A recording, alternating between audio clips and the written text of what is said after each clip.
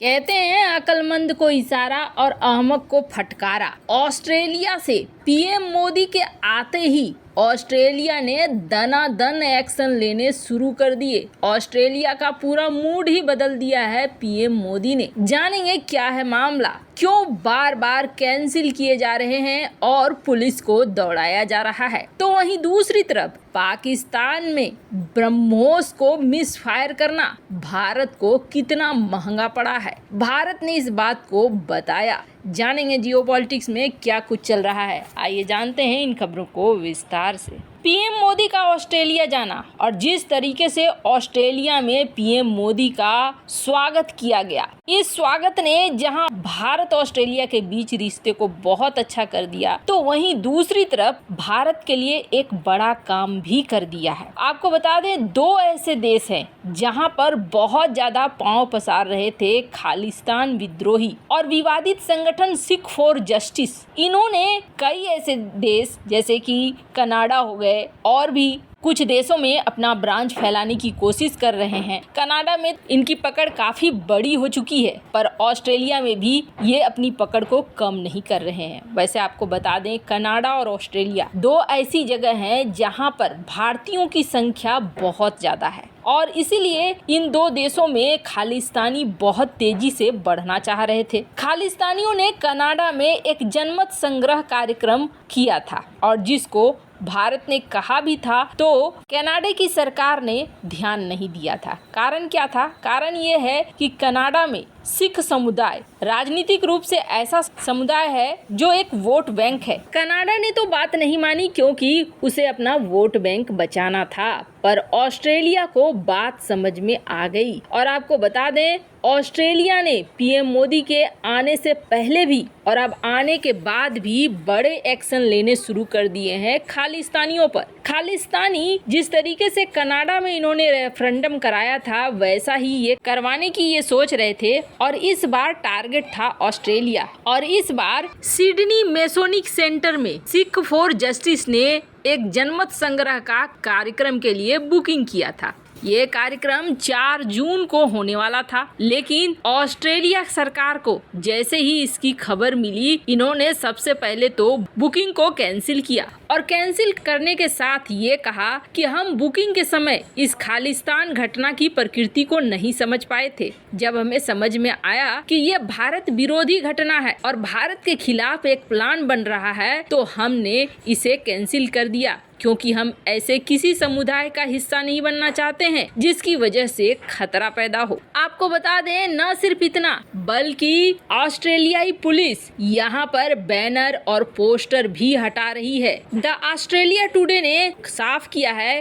कि ऑस्ट्रेलिया के प्रधानमंत्री एंथनी अल्बनीज ने अपने भारतीय समकक्ष नरेंद्र मोदी को आश्वासन दिया है। एंथनी अल्बनीज ने पीएम मोदी को आश्वासन दिया है कि ऐसे किसी भी तत्व को आगे नहीं बढ़ने दिया जाएगा जो भारत के खिलाफ काम कर रहा हो। और आपको बता दें, इसी का असर खालिस्तानियों के ऊपर दिखने भी लगा है। ये भारत की बढ़ती हुई ताकत को दिखला रहा है। खैर, जिस तरीके से ऑस्ट्रेलिया अब कंट्रोल कर रहा है, जल्द ही कनाडा भी करेगा। जहां एक तरफ ये सारी चीजें हो रही हैं, तो वहीं दूसरी तरफ आपको याद होगा, भारत से एक मिसफायर हो गया था ब्रह्मोस, और ये ब्रह्मोस मिसफायर होकर पाकिस्तान के मियां चुन्नू इलाके में गिरा था। ये बहुत अच्छी बात थी कि मियां चुन्नू इलाके में कोई मियां खड़ा नहीं था। कहने का अर्थ है कि कोई लोग नहीं थे जिसकी वजह से कोई मारा नहीं गया और सब कुछ ठीक ठाक ही रहा। बस एक ही चीज दिक्कत हुई कि मलबा हाथ लग गया पाकिस्तान के,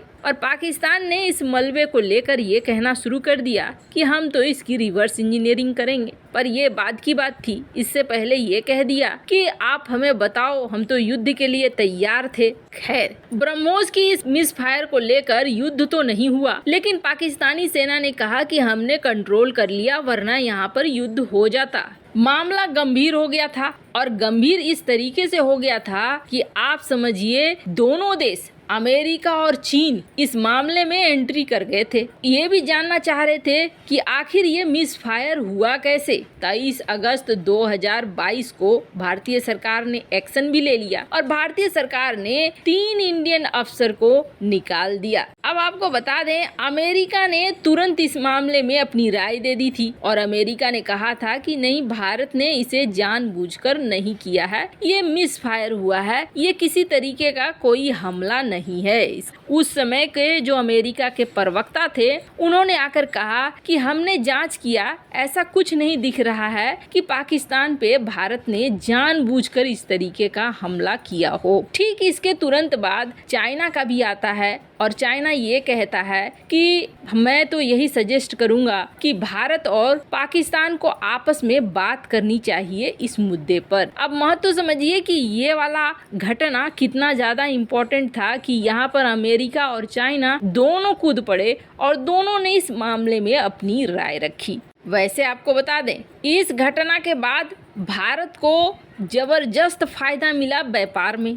जहां तक फिलीपींस के साथ व्यापार की बात है, ये घटना होने के बाद तुरंत फिलीपींस ने पूछा था, हमें बताओ ये मिसफायर कैसे हो गया। लेकिन फिलीपींस इस बात को लेकर बहुत खुश था कि चलो, चाइना के एयर डिफेंस सिस्टम इसे रोक नहीं पाए और ये हमारे लिए बहुत बड़ी बात है। उसका असर देखिए क्या हुआ। उसका असर ये हुआ कि फिलीपींस डबल ऑर्डर दे रहा है। ब्रह्मोस को लेकर दुनिया भर में एक माहौल सा बन गया कि हाँ, ये मिसाइल कुछ ऐसी है जिसमें दम है। और भारत के लिए, रूस के लिए भी, चूंकि ये जॉइंट प्रोडक्शन है, दोनों ने मिलकर बनाया है, दुनिया भर से ऑर्डर आने शुरू हो गए। सारा कुछ ठीक रहा, लेकिन जो 3 अफसर को निकाला गया था उसमें से विंग कमांडर अभिनव शर्मा ने केस फाइल कर दिया डिफेंस मिनिस्ट्री के ऊपर और इंडियन एयरफोर्स चीफ के ऊपर। अभिनव शर्मा का कहना था कि बिना जांच के बहुत जल्दबाजी में मुझे निकाल दिया गया है और दोष है हमारे सीनियर अफसर का, उन्हें जवाबदेही लेनी चाहिए। अब इस मामले में भारत सरकार के द्वारा कथित तौर पर ये आंसर दिया गया कि देखिए, ये एक घटना ऐसी घटना थी जिस घटना की वजह से दोनों देशों में लड़ाई हो सकता था। इस घटना का असर पड़ा है और इस घटना का असर ऐसा पड़ा है कि हमें करीब 24 करोड़ का नुकसान हुआ है इस घटना की वजह से। हम और ज्यादा ऐसा कोई सबूत नहीं देना चाहते हैं जिससे कि देश की सिक्योरिटी खतरे पर पड़े, इसलिए ये फैसला लिया गया है, जिसमें भारत सरकार ये कह रही है कि इस घटना की वजह से एक बड़ा युद्ध हो सकता था। खैर, 24 करोड़ के खर्चे में फायदा भारत को क्या ज्यादा हुआ या नुकसान हुआ, इस घटना की वजह से भले थोड़ा सा टेंशन वाला माहौल बन गया, लेकिन इस मिसफायरिंग ने क्या ब्रह्मोस को बेचने में मदद की है? कमेंट कर अपनी राय जरूर बताएं। जल्द मिलते हैं अगले वीडियो में नई खबर के साथ।